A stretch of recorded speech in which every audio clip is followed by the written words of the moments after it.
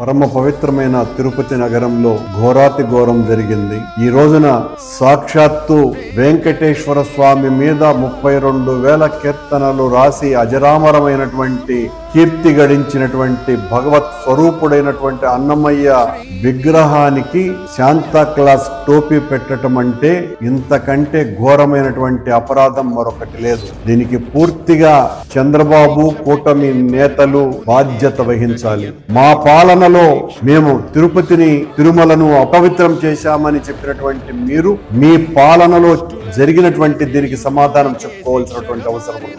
సనాతన ధర్మాన్ని తునాతునకలు చేస్తూ ఈ రోజున అన్నమయ్య విగ్రహానికే ఇంత ఘోర అపచారం జరిగితే ఎవరు బాధ్యత వహించాలి? పవన్ కళ్యాణ్ గారు బాధ్యత వహించాలనా, ముఖ్యమంత్రి గారు బాధ్యత వహించాలనా, లేకపోతే మీరు ఇద్దరు బాధ్యత వహించాలనా? ఇంతకంటే దారుణం మరొకటి లేదు. దీన్ని వైఎస్ఆర్ కాంగ్రెస్ పార్టీ తీవ్రంగా ఖండిస్తున్నది. వైఎస్ఆర్ కాంగ్రెస్ పార్టీ ఇలాంటి వాటిని ఎట్టి పరిస్థితుల్లోనూ ఉపేక్షించదు, క్షమించము. ఇలాంటి ద్రోహులకి పట్టుకొని తిరాలా, వాళ్ళకి సరైనటువంటి శిక్ష వేయాలి.